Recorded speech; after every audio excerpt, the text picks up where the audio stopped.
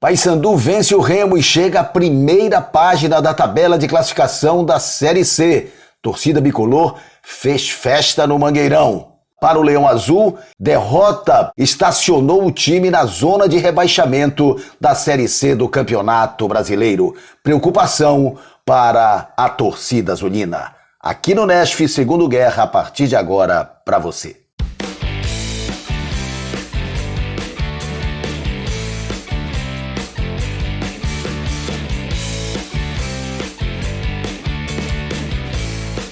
Como se imaginava, o Repá da Série C do Campeonato Brasileiro, na 13ª rodada, serviu como divisor de águas para a expectativa, para o objetivo de cada um dos clubes. Neste momento, a vitória do Paysandu por 1-0, gol de Mário Sérgio cobrando pênalti no primeiro tempo, significa a aproximação bicolor do G8, a possibilidade real de classificação para a segunda etapa do Campeonato Brasileiro. A derrota para o Clube do Remo significa o temor pelo rebaixamento à Série D.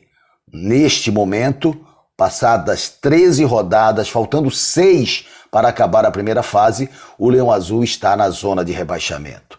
Há possibilidade de classificação? Há, mas elas são remotas. O Remo precisaria de um sprint neste momento decisivo da competição. E as últimas apresentações, a falta de objetividade, de definição na última bola pelo Clube do Remo, tem deixado a torcida muito apreensiva. E como foi o Repá?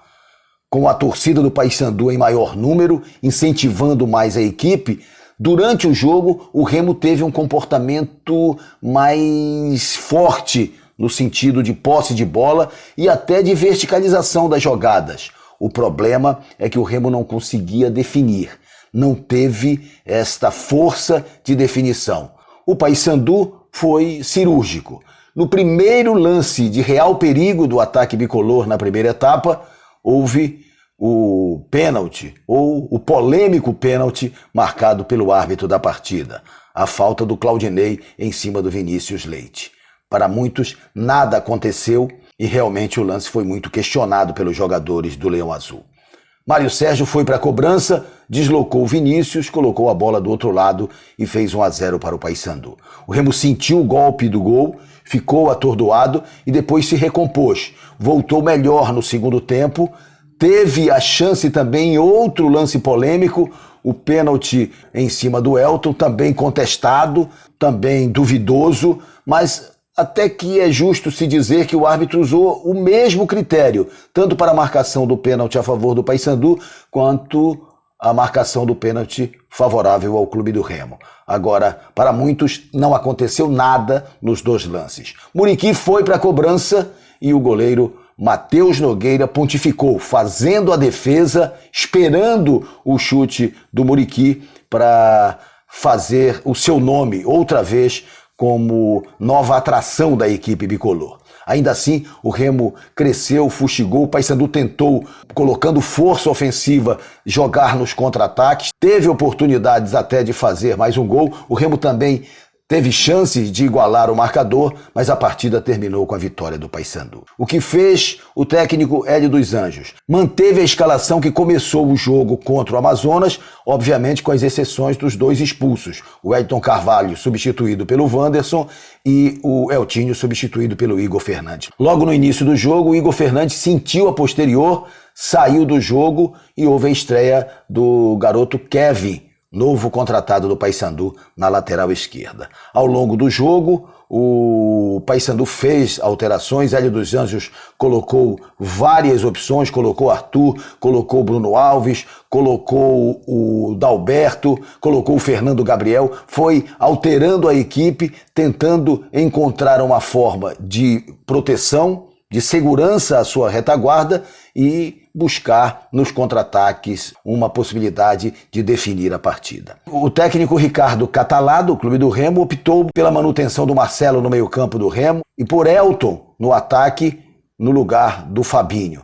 Pedro Vitor se lesionou seriamente no primeiro tempo, foi substituído pelo Vitor Leque e o Remo teve dificuldades exatamente pela falta do seu protagonista. E isso o Remo não teve ao perder Pedro Vitor.